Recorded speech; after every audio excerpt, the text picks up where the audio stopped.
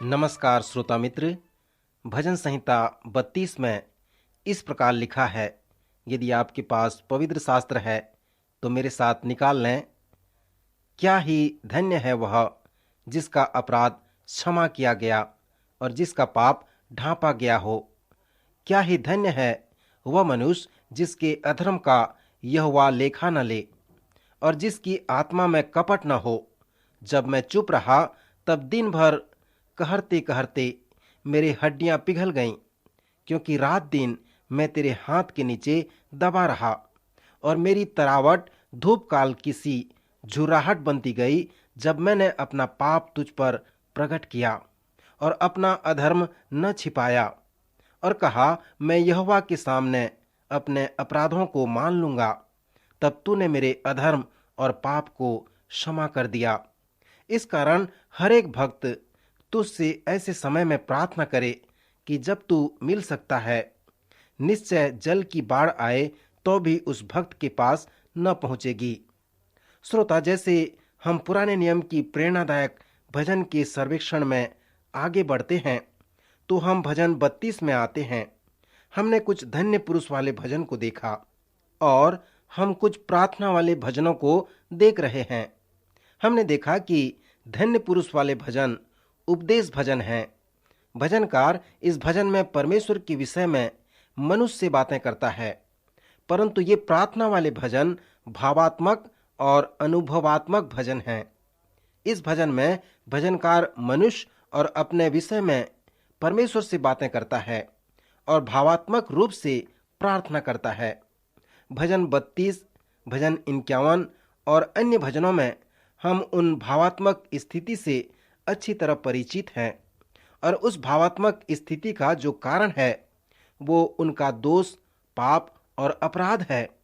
और भजन 32 में दाऊद हमें शारीरिक चिन्ह के विषय में सुंदर रूप से चित्रित करता है जो पाप के कारण है। दाऊद यहाँ पर कपट, दुर्दशा, दुख, विपत्ति, पराजय के विषय में बातें कर रहा है। वो कहता है, मेरी तरावट धूप काल की सी झुर्राहट बनती गई। वह शुष्कता के विषय में बातें करता है। जब हम बहिष्वक्ता के विषय में सर्वेक्षण करेंगे तब हम इस विषय के बारे में बार बार देखेंगे। हमारे अनाज्ञाकारिता के कारण हागै हमसे कहता है कि परमेश्वर कभी कभी मनुष्य के हाथ के कार्य में शुष्कता होती है, जिसका कारण वो स्वयं होता है। इसलिए परमेश्वर के लोग अपने आत्मिक जीवन की यात्रा में सूखेपन का अनुभव करते हैं। सो भजन 32 में भजनकार जिस विशेष भावात्मक बात का वर्णन कर रहा है वो पाप अपराध का कारण है। दो मार्ग हैं जिसमें इस पाप अपराध के कारण को बताया जा सकता है।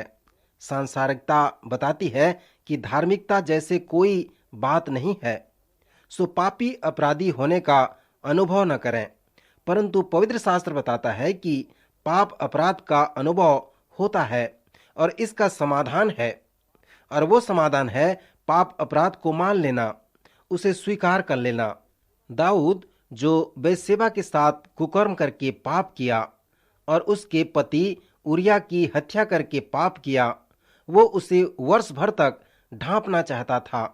और जैसे पहले मैंने आपको बताया था कि उसका संपूर्ण जीवन उस वर्ष भर दयनीय व दुखद था, परंतु जब नातान नबी ने उसे उसके पाप के विषय में चिताया तब उसने अपने पाप को मान लिया और उससे पश्चाताप किया। भजन 32 में दाऊद भावात्मक रूप से अपने पाप के पश्चाताप करने के पहले वह बात के समय का वर्णन करता है। वह कहता है, जिसके पाप क्षमा होते हैं उसके लिए वह कितना आनंद, मुक्ति व छुटकारे का विषय होता है। इन शब्दों के द्वारा दाऊद अपने क्षमा के आनंद का वर्णन करता है। मित्र, आप कैसे जान सकते हैं कि आपके पाप क्षमा हो गए हैं? किसी ने कहा है, आप इस तरह जान सकते हैं। पवित्र शास्त्र कहता है कि यदि आप अपने पापों को मान लें और प्रभु यीशु मसीह के मृत्यु पर विश्वास रखें तो परमेश्वर आपके पापों को क्षमा करेगा और आपको दोष अपराध की समस्या से छुटकारा देगा। दाऊद जिस बात का वर्णन इस भजन 32 में करता है, यदि आप उसका अनुभव करेंगे तो आप ये जानने पाएंगे कि आपके पाप क्षमा हो गए हैं। सो क्षमा का आनंद यही है, जब आपके अपराध आपसे चले जाएंगे, जब आप ये जानने पाएंगे कि आपके पाप क्षमा हो गए हैं। इस भजन में दाऊद परमेश्वर के साथ एक प्रकार का भावात्मक आदान प्रदान के विषय में वर्णन कर रहा है। दाऊद हमें दिखाता है कि अपराध के भावात्मक स्थिति के लिए क्या करना चाहिए। आप अपना व्यक्तिगत अपराध के थैला को भजन 32 के पास ले आएं, उसे वहां छोड़ दें और परमेश्वर की क्षमा के आनंद को लेकर आनंद के साथ बाहर चले जाएं। फिर भजन 19 भी एक सुंदर प्रार्थना का भजन कहलाता है। ये भजन 19 3 खंडों में विभाजित है। परमेश्वर ने उस सच्चाई को हमें अलग अलग तरीकों से प्रकट किया है। सर्वप्रथम वह अपने सत्य को हमें प्रकृति द्वारा प्रकट किया है। इस भजन 19 के प्रारंभिक भाग में दाऊद कहता है, आकाश ईश्वर की महिमा का वर्णन कर रहा है, अर्थात आकाश प्रचार का कार्य कर रहा है और उस संदेश का जो विषय है वो परमेश्वर की महिमा है। दिन से दिन बातें करता है और रात को रात ज्ञान सिखाती है। सो उस भजन के पहले भाग में दाऊद हमसे कहता है कि वह एक अवसर पर सो गया था और स्वर्गीय देव उसको प्रचार कर रहे थे और उनके संदेश का विषय परमेश्वर की महिमा और परमेश्वर का आकार अनंत व अपरिमित था। फिर इस भजन के दूसरे भाग में परमेश्वर उस सत्य को मनुष्य के समक्ष प्रकट करता है। इस दूसरे भाग में परमेश्वर का वचन मनुष्य को पवित्र शास्त्र के द्वारा वर्णन करता है। धर्म के विद्वान कहते हैं कि प्रकृति के द्वारा जो परमेश्वर का संदेश हम तक आता है वह प्रकृति का प्रकाशन है और वचन के द्वारा जो संदेश हम तक आता है वो विशेष प्रकाशन है। मित्र, बाइबल परमेश्वर द्वारा मनुष्य के लिए एक विशेष प्रकाशन है। सो इस दूसरे भाग में दाऊद कुछ विशेष बातों को बताता है। वो कहता है, यहोवा की व्यवस्था खरी है, वह प्राण को बहाल कर देती है। यहोवा के नियम विश्वास योग्य हैं, साधारण लोगों को बुद्धिमान बना देते हैं। यहोवा के उपदेश सिद्ध हैं, हृदय को आनंदित कर देते हैं। यहोवा के नियम सत्य हैं और पूरी रीति से धर्ममय हैं। वो ये भी कहता है कि यहोवा की आज्ञा निर्मल है, वह आंखों में ज्योति ले आती है। और महत्वपूर्ण बात जो दाऊद कहता है कि यहोवा की व्यवस्था प्राण को बहाल कर देती है।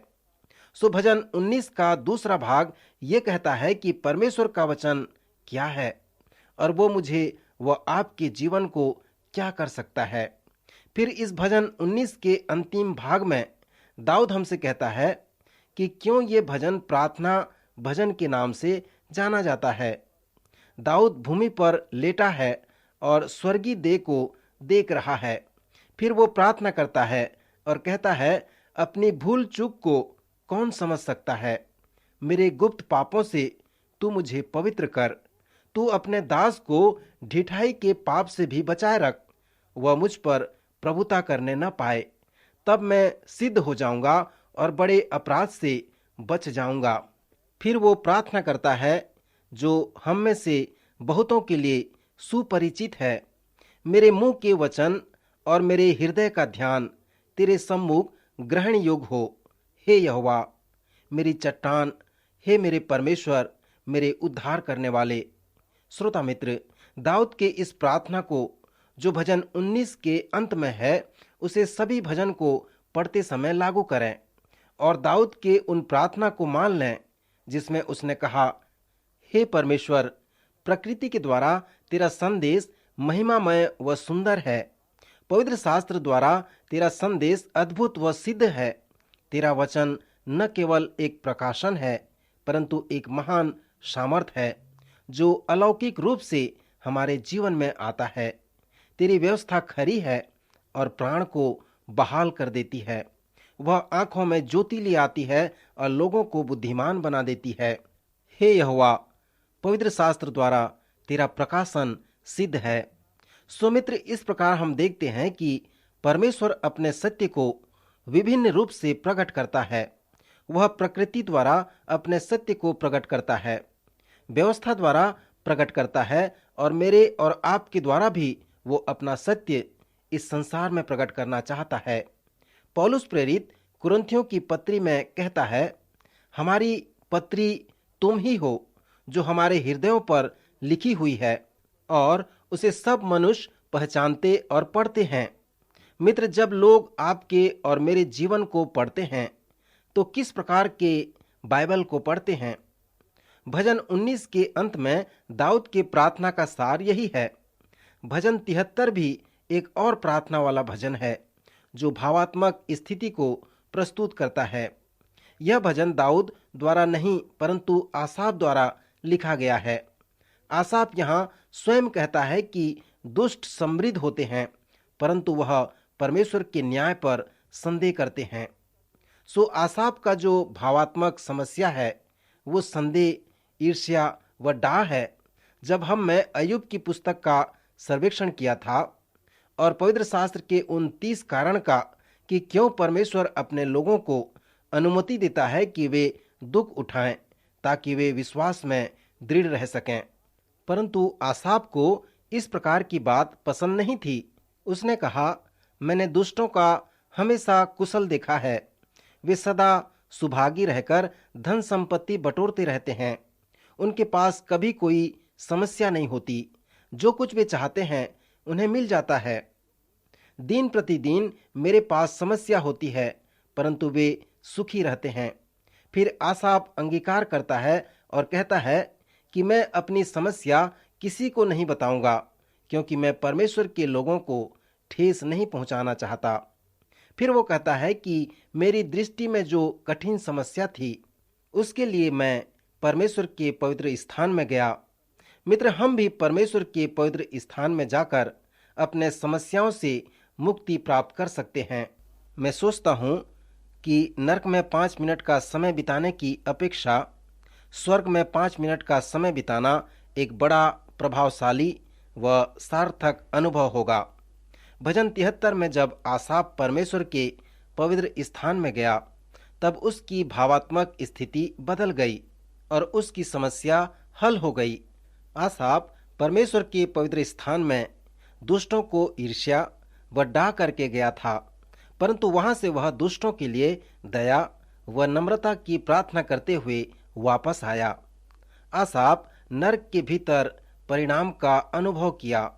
फिर परमेश्वर के न्याय पर दोष लगाने के बाद हम उससे सुनते हैं जहां वो इस प्रकार कहता है, मेरा मन तो चिड़चिड़ा हो गया, मेरा अंतःकरण छिद गया था, मैं तो पशु सरीखा हो गया था और समझता न था, मैं तेरे संग रहकर भी पशु बन गया था, तो भी मैं निरंतर तेरे संग ही था। तूने मेरे दाहिने हाथ को पकड़ रखा, तू सम्मति देता हुआ मेरी अगुवाई करेगा और तब मेरी महिमा करके मुझको अपने पास रखेगा। दूसरे शब्दों में आसाफ कहता है, मैं स्वर्ग जा रहा हूं और वो दुष्ट लोग नरक जा रहे हैं। सो दुष्टों के प्रति दया की प्रार्थना करने के पश्चात आसाफ एक गंभीर प्रश्न पूछता है। वो कहता है, स्वर्ग में तेरे सिवाय और मेरा कौन है? प्रत्यक्ष रूप से कोई भी नहीं। फिर वो कहता है, तेरे संग रहते हुए मैं पृथ्वी पर और कुछ नहीं चाहता। आसाफ के अनुसार स्वर्ग के विषय में जो बड़ी बात है वो परमेश्वर वहां पर है। आसाफ के जैसे स्वर्ग में जाने का हमारा कारण यह है कि परमेश्वर के साथ रहना। जब आपकी इच्छा पूरी होगी और जब आप स्वर्ग में जाएंगे और परमेश्वर के साथ अनंत काल तक राज्य करेंगे, सो क्या वह आपके लिए एक गंभीर परिणाम नहीं है? मित्र, आप आसाफ के साथ सहमत हो जाएं और कहें, परमेश्वर स्वर्ग में तेरे सिवाय और कुछ नहीं है। तेरे संग पृथ्वी में रहते हुए मैं और कुछ नहीं चाहता। इस पृथ्वी पर रहते हुए मेरी पहली प्राथमिकता है कि मैं तुझे अधिक से अधिक जानूं। सो भजन 73 एक सुंदर भावात्मक प्रार्थना भजन है जिसमें आसाफ हमें यह दिखाता है कि कैसे हम संदेह, ईर्ष्या व डाह से छुटकारा प्राप्त कर सकते हैं। अब मैं चाहता हूं कि भजन 139 के ऊपर हम ध्यान करें, जो एक महत्वपूर्ण प्रार्थना भजन है।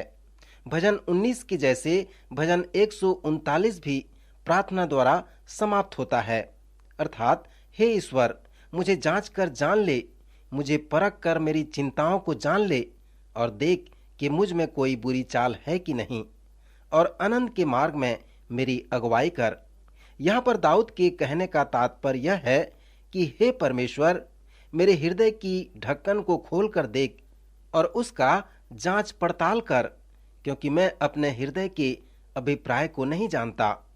यिर्मयाह अपने भविष्यवाणी में कहता है, मन तो सब वस्तुओं से अधिक धोखा देने वाला होता है, उसमें असाध्य रोग है, उसका भेद कौन समझ सकता है। अर्थात यिर्मयाह के अनुसार मनुष्य के हृदय में दुष्टता भरा हुआ है। सो मनुष्य के हृदय की दुष्टता के भेद को कौन समझ सकता है? और उसका उत्तर है केवल परमेश्वर। वही मनुष्य के हृदय की भेद को समझ सकता है।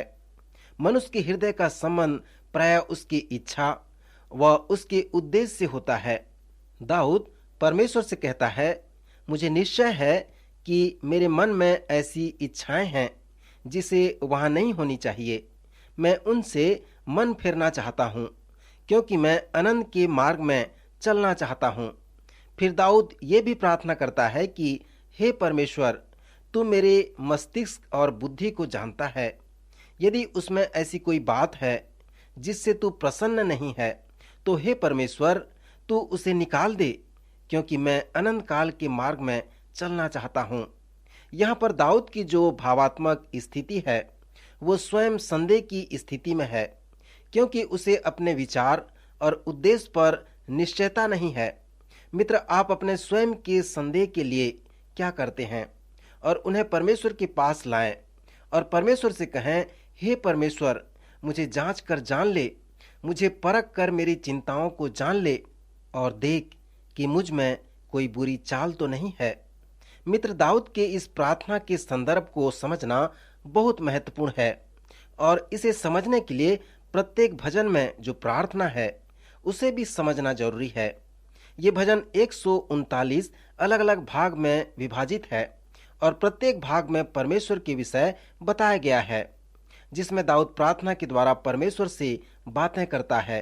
उदाहरण के लिए, प्रथम भाग में दाऊद प्रार्थना करता है जो उसे जानना है। वो कहता है, हे यहोवा, तूने मुझे जांच कर जान लिया है। मित्र, जब हम इसके विश्लेषण में जाएंगे तो कितना सीमा तक आप उसे जान सकते हैं, आप उसके साथ कितना खुले हुए हैं, आप कितना उसे अपनी बात बता रहे हैं। परमेश्वर तो आपके जीवन स्तर को जानता है और संपूर्ण रूप से जानता है। दाऊद कहता है, हे परमेश्वर, तू मेरा उठना बैठना, चलना लेटना जानता है और मेरे विचारों को दूर ही से समझ लेता है। सो इस भजन के पहले भाग में हम यही समझते हैं कि परमेश्वर पूर्ण रूप से हमें जानता है। दूसरे भाग में दाऊद प्रार्थना करता है कि वह परमेश्वर से नहीं भाग सकता और न ही उससे छुप सकता। वो कहता है, मैं तेरे आत्मा से भागकर किधर जाऊं, वह तेरे सामने से किधर भागूं। यदि मैं आकाश पर चढ़ूं तो तू वहां पर है, यदि मैं अपना बिछौना अधलोक में बिछाऊं तो वहां पर भी तू है। यदि मैं भोर की किरणों पर चढ़कर समुद्र के पास जा बसूं तो वहां भी तू अपने हाथ से मेरी अगुवाई करेगा और अपने दाहिने हाथ से मुझे पकड़े रहेगा। यदि मैं कहूं कि अंधकार में तो मैं छिप जाऊंगा और मेरे चारों ओर का उजियाला रात का अंधेरा हो जाएगा, तो भी अंधकार तुझसे न छिपाएगा। रात तो दिन के तुल्य प्रकाश देगी, क्योंकि तेरे लिए अंधियारा और उजियाला दोनों एक समान हैं। सो दाऊद परमेश्वर से प्रार्थना करता है कि वह उससे भाग नहीं सकता, उससे छुप नहीं सकता। मेरे मित्र, जीवन में बहुत सारी ऐसी बातें हैं जिससे हम अपने आप को अलग नहीं कर सकते। उदाहरण के लिए, आप अपने आप से अलग नहीं हो सकते। आप जहां जाएंगे अपने आप को वहां पाएंगे। सो जीवन में सत्य यही है। और मित्र, जिस प्रकार आप अपने आप से अलग नहीं हो सकते, उसी प्रकार आप शैतान से भी अलग नहीं हो सकते। इसलिए पौलुस प्रेरित कहता है, परमेश्वर के सारे हथियार बांध लो कि तुम शैतान की युक्तियों के सामने खड़े रह सको। सो जो गंभीर सत्य भजन 139 में दिया गया है कि आप परमेश्वर से अलग नहीं हो सकते, उसके सामने से नहीं भाग सकते और नहीं छुप सकते हैं। जब आप भविष्यवक्ताओं में योना के विषय पढ़ते हैं तो वहां पर हमें बताया गया है कि योना परमेश्वर की उपस्थिति से भाग रहा था। सो परमेश्वर की उपस्थिति से भागने के लिए आपको कितना तेज भागना पड़ेगा, कितना दूर भागना पड़ेगा, कितना ऊपर की ओर और कितना नीचे की ओर भागना पड़ेगा। यहाँ पर दाऊद योना से भी अधिक चतुर व तीव्रगामी व्यक्ति था, क्योंकि दाऊद जानता था कि आप परमेश्वर से भागकर कहीं नहीं जा सकते। इसलिए वो कहता है, हे परमेश्वर, मैं तेरे आत्मा से व तेरे सामने से भागकर किधर जाऊं, क्योंकि सभी स्थान में तेरी उपस्थिति है। यदि आप दाऊद की प्रार्थना के संदर्भ पर ध्यान करेंगे तो आप ये वर्णन करने पाएंगे जिसमें दाऊद कहता है कि परमेश्वर ने उसे रचा है। वो कहता है, तूने मुझे माता के गर्भ में रचा। और 16 पद में कहता है, तेरी आंखों ने मेरे बेडोल तत्व को देखा और मेरे सब अंग जो दिन दिन बनते जाते थे, वे रचे जाने से पहले तेरी पुस्तक में लिखे हुए थे। सो दाऊद यहाँ पर कहता है कि मेरे उस बेडोल तत्व को, जिसे दूरबीन के बिना नहीं देखा जा सकता, तूने अपने आंखों से उसे देखा और उसके रचे जाने से पहले वे तेरी पुस्तक में लिखे गए थे। श्रोता मित्र, यहाँ पर इस भजन में एक और भाग है जो दाऊद के प्रार्थना के परिप्रेक्ष्य को बताता है। इस भजन के अंत में एक प्रार्थना है जहाँ पर दाऊद परमेश्वर से कहता है कि वो उसकी अगुवाई करता है, उसकी रक्षा करता है और परमेश्वर से ये भी कहता है कि वह दाऊद के विषय में सोचे, उसे जांचे, उसे परखे।